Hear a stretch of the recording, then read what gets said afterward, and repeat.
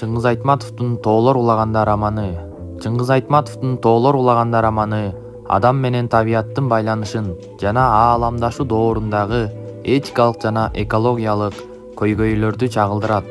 Роман 2006-жылы Дружба народов журналына жарыяланган.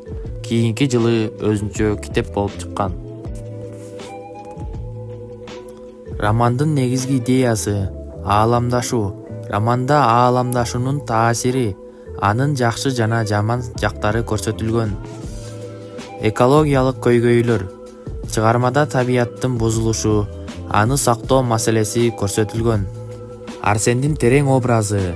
Интеллектуалдык журналист. Арсен бир нече тил билген, социалисттик тордо тарбияланган интеллигент. Трагедиялуу аягы, анын сүйүүсү жаратылышка болгон сый урматы жана трагедиялуу өлүмү анын образын тереңдетет. Бектур өз кызыкчылыгын ойлогон каарман.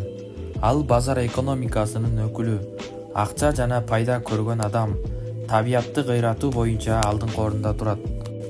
Жаабарс табияттын символу, адам жана табият, каршылыкка толгон дүйнө, табияттын бузулуусу.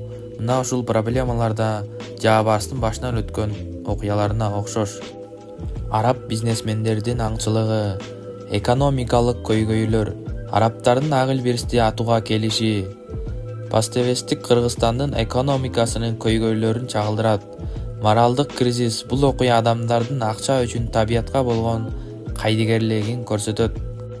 Арсендин табиятты коргоо үчүн курмандыгы, каршылык көрсөткөндүгү. Арсен араб мергенчилерине каршы турат. Курмандыгы. Ал Жаабарсты коргоо үчүн өз өмүрүн курман кылат.